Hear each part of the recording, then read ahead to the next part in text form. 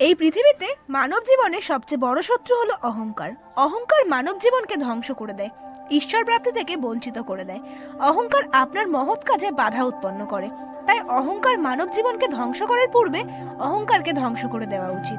যখন অর্জুনের মধ্যে অহংকার আসে, অর্জুন নিজেকে ত্রিলোকের সর্বশ্রেষ্ঠ ধনুর্ধর বলে মনে করতে শুরু করে, তখন অর্জুনকে তার অহংকার থেকে মুক্ত করার জন্য হনুমানকে পাঠানো হয়।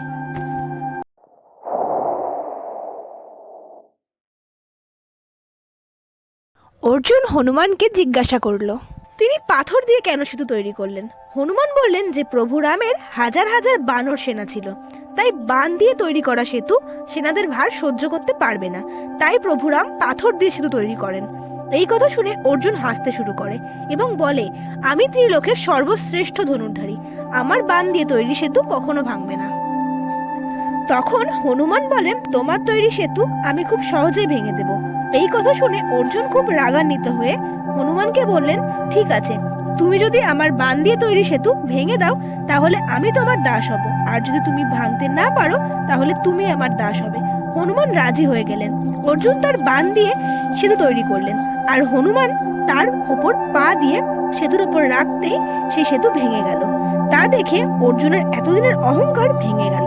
হনুমান অর্জুনকে বললেন, হে অর্জুন, তুমি তোমার অহংকারের জন্য অনেক বড় পাপ করেছো, আর সেটা হলো প্রভু রামকে অপমান করেছো। অর্জুন বুঝতে পারল তার অহংকারের জন্য কত বড় পাপ সে করেছে।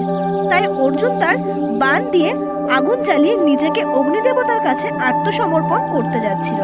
এমন সময় ভগবান শ্রীকৃষ্ণ প্রকট হয়ে অর্জুনকে বাধা দেয়। হে অর্জুন, তোমার অহংকারকে বধ করার জন্য আমি হনুমানকে পাঠিয়েছিলাম।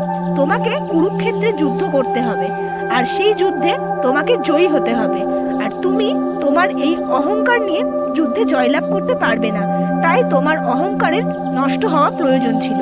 ভগবান শ্রীকৃষ্ণের এই বাণী থেকে আমরা এই শিক্ষা পাই যে মনে অহংকার থাকলে আমরা কোনো কাজে সফল হতে পারবো না।